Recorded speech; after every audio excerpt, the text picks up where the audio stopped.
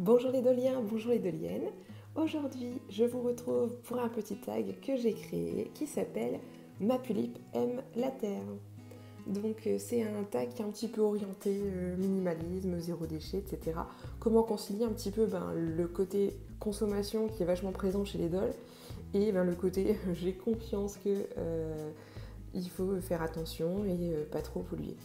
Voilà pour ce petit tag. N'hésitez pas s'il vous plaît à le reprendre. J'ai tagué quelques personnes en fin de vidéo. C'est parti. Question 1. Quel serait pour toi le nombre de dolls idéal dans ta collection? Alors, on dit bien le nombre de dolls idéal. On ne vous force pas à en jeter ou autre. De base, pour moi, je trouvais qu'au niveau de la collection, quand j'avais une doll, c'était assez chouette. Mais ça manquait au niveau des relations, tout ça. C'est ça qui était un petit peu embêtant. Sinon, je me souviens que quand j'étais à 4 ou 5 dolls, c'était vachement chouette. Parce que j'avais le temps vraiment de bien m'occuper de chacune des poupées. Chacune avait vraiment son personnage. Je pouvais vraiment leur trouver leur tenue à elle, à chacune.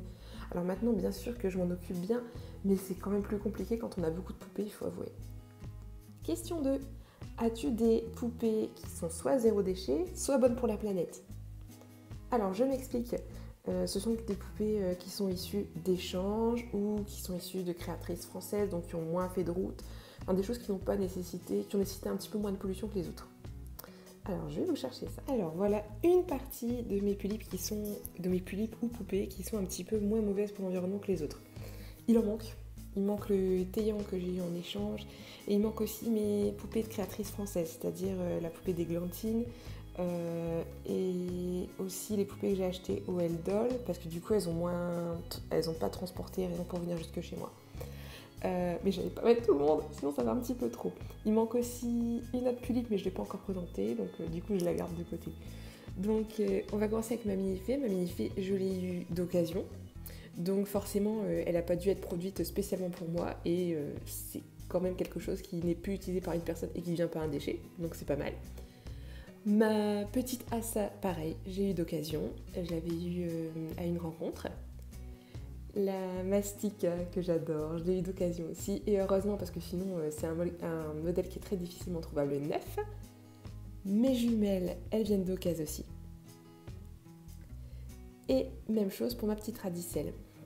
Donc à savoir que pour moi, parmi toutes ces dolls-là, celle qui est la mieux niveau environnement, c'est quand même mon Taeyang Sébastien que j'ai eu en échange. Parce que le Taeyang, étant donné que je l'ai échangé, j'ai pas dû utiliser d'argent entre guillemets tout neuf pour le prendre. Et ça n'a pas donné non plus de l'argent à quelqu'un d'autre pour le redépenser pour acheter d'autres choses. Pour moi vraiment l'échange c'est ce qui a vraiment le mieux au niveau de la planète. Parce que en fait c'est un peu comme les enfants, les petites filles qui échangent leurs poupées, c'est exactement ça en fait. C'est vraiment retrouver un peu le côté enfantin de la passion, dans ce qu'il a de plus beau en fait. Voilà. Question numéro 3. Montre-nous 3 bricolages DIY ou choses que tu as faites pour tes puces. Alors, je vous ai montré ça. Donc en premier, il y a cette petite jupe-là que j'ai faite, que j'ai cousue pour ma petite Alice quand on était toutes les deux, quand j'avais qu'elle. Donc franchement, elle est nulle. Elle est nulle. Elle est pas terrible. Les coutures, elles sont grossières. Derrière, c'est une cata. Mais j'étais tellement contente de lui avoir fait. J'étais tellement fière de moi. J'avais mis des photos partout. J'étais tellement contente. Donc ça reste un super souvenir. Un petit bracelet pour mes MSD que j'avais fait aussi. Et enfin, hop, je sais pas si on va bien voir. Hop là. Donc ça, c'est une petite robe que j'avais faite pour ma grande, pour ma Roxy. Donc c'est comme un dos nu avec une attache ici. Donc ça c'était un jupon que j'avais récupéré en fait. J'avais acheté un jupon pour Noël. Donc ça c'est la ceinture du jupon et ça c'est le... En fait j'ai juste coupé au niveau du jupon et j'avais cousu ici. Et puis j'avais rajouté un ruban et une petite fleur. Voilà pour les choses que j'ai faites moi-même pour mes poupées, entre autres. Question 4. Parmi toutes tes pulipes, quelle est celle qui est la plus proche de la nature? Eh bien, je vous ai remis Harmonie parce que c'est sûrement elle, la plus proche de la nature, étant donné que pour fuir son futur post-apocalyptique, où justement la planète est complètement dévastée, c'est celle qui est la plus proche de tout ce qui est naturel, tout ça. Donc, voilà pour elle. Question 5. En comptant les custos, quelle est la doll pour laquelle tu as dépensé le moins? Alors, En comptant les custos, je pense que c'est entre ma Lunatic Queen, c'est-à-dire celle qui est en vente actuellement, parce que là, actuellement, elle n'a pas d'obi dessous, elle a encore ses yeux stock, et je l'ai acheté d'occasion aussi. Donc c'est soit celle-là, soit mes jumelles, soit mes Cynthia Allegra. Parce que mes jumelles, c'est pareil, je les ai eues d'occasion et je les ai pas eu très chères. Alors elles, par contre, j'ai dépensé pas mal d'argent pour leur trouver leurs obitsu, leurs tenues, mais elles en ont pas trop. Donc je pense que c'est entre ma Lunatic Queen et mes jumelles. Question 6. En comptant les custos, quelle est la doll pour laquelle tu as dépensé le plus d'argent? Alors, si c'est en pulipe, parce que là, je l'ai mis en tag pulipe, donc je vais essayer de rester sur les pulipes.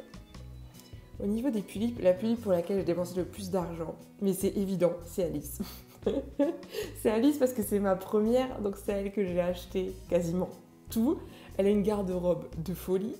Dès que j'achète quelque chose, c'est quasiment pour elle en priorité. Les autres, en fait, elle récupère ses vêtements une fois qu'elle les a assez portés. Donc je pense que niveau pulipe, c'est Alice. Largement. Sinon, dans mes dolls en général, ce serait ma mini-fée Chloé. Ne serait-ce que pour son prix à elle, en fait, même sans les custos. Et en plus, j'ai acheté plein de fringues. Voilà. Question 7. Quelle pulipe serais-tu prête à échanger là, maintenant, tout de suite, contre ta Dream?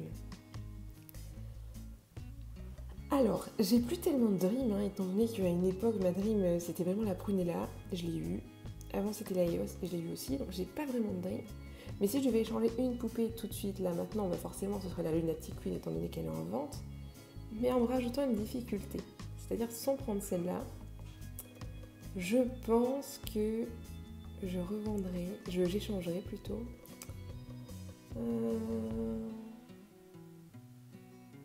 C'est dur, hein. C'est super dur. Je pense que je revendrai ma Madateur. Parce que comme elle est stock, je pourrais la retrouver exactement identique à n'importe quel moment. Je pense que je ferai ça. Je pense que je revendrai une de mes dolls stock qui est facilement trouvable. Question 8. Quelle pulipe ne pourras-tu jamais échanger? À la surprise générale, Alice. Forcément, ma pulipe Naomi, ma première. Rien d'étonnant. Question 9. Combien penses-tu avoir dépensé pour les pulipes cette année? Alors là, on prend en compte l'année précédente, bien sûr, parce que sinon, là, on est en janvier, donc ça va, c'est facile. Du coup, je vais faire deux choses séparées, c'est-à-dire que je vais faire l'argent dépensé en général et l'argent dépensé en vrai sur mon compte. Parce qu'en général, j'utilise l'argent de mes reventes sur PayPal pour me racheter des choses. Ça veut dire que ça ne fait pas des dépenses de mon argent que j'utilise pour mes factures, tout ça. Donc en dolls, j'ai dû acheter un certain nombre de fringues, de wigs, tout ça. Pour ça, il doit y en avoir pour une 50aine d'euros. Parce que j'avais acheté la wig de ma mini-fée. Ah oui, mais non, c'est en BJD ça. Bon, je vais compter les dépenses dolls en général. Donc j'aurai une 50aine d'euros en fringues. Allez, on va dire 70 parce que c'est vrai que j'ai acheté une petite tenue sur Jolie Doll en plus. Et mon Taeyang que j'ai donc payé 40 euros et ma Stika que j'ai payé 70 euros. Ça fait un total de 190 euros. Mais si on décompte les ventes, le Taeyang il a été payé avec des ventes et la pulipe aussi. Donc si on décompte les ventes et l'argent de PayPal en fait, de mon compte, vraiment de mon argent, j'ai dû dépenser 70 euros cette année. Et enfin, question 10. Que penses-tu faire de tes dolls si un jour le hobby ne te plaît plus et que tu penses t'en séparer? Alors, si un jour vraiment le hobby ne me plaisait plus et que je voulais m'en séparer, je pense que... Alors déjà, j'ai du mal à imaginer que je me séparerais de toutes. Je pense qu'il y en a que je garderai forcément.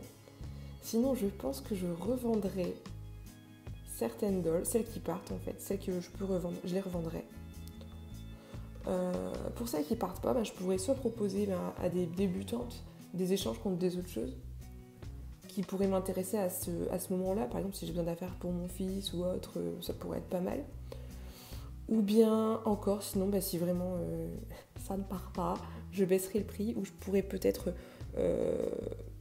éventuellement en offrir à des doliennes que vraiment j'apprécie beaucoup. Mais ça, c'est quand même compliqué, parce qu'on y est attaché à nos poupées. Donc voilà, c'est ma réponse. Donc ce tag est terminé. J'espère qu'il vous aura plu. Alors, je tiens à dire que moi, je suis absolument pas parfaite niveau écologique et niveau zéro déchet ou quoi que ce soit. Vous voyez, j'ai énormément de poupées, j'achète pas mal de choses neuves. Donc, enfin, je veux dire, c'est pas du tout un tag qui est là pour vous culpabiliser ou autre. Loin de là, hein, parce que je suis loin de donner l'exemple. Alors, j'essaie de faire des efforts, j'essaie de faire des échanges, des choses comme ça. Mais je suis pas du tout parfaite à ce niveau-là, hein, loin de là. Mais c'est juste que c'est vrai que en collectionnant, ben, on est quand même beaucoup amené à consommer, enfin, on a beaucoup de choses qui nous poussent à consommer, à acheter des wigs, à acheter des choses. Et ben, c'est vrai que là, surtout depuis que je suis maman, j'ai été amenée à vraiment réfléchir pas mal à ça. Parce que ben, c'est vrai que mon petit bébé, j'ai pas envie qu'il ait une planète toute polluée plus tard pour vivre dedans. Donc j'essaie de faire des choses voilà, à ma petite échelle, c'est quelque chose qui m'intéresse vachement. Donc je me suis dit que peut-être que ça pouvait intéresser d'autres gens. Donc pour ce tag, je vais taguer plusieurs filles, donc pour si elles ont envie de le reprendre, pour qu'elles puissent le reprendre. Si vous n'êtes pas tagué et que vous avez envie de le reprendre, surtout n'hésitez pas. Donc je vais taguer Nana-chan, Roller et compagnie 14, Nessix Doll, Amaterasu, j'espère que j'ai bien dit, sinon je suis désolée, Laurine Pulip et Chippy Pulip. Voilà, j'espère que j'ai oublié personne. Si je vous ai oublié dans le tag, dites-le moi en commentaire.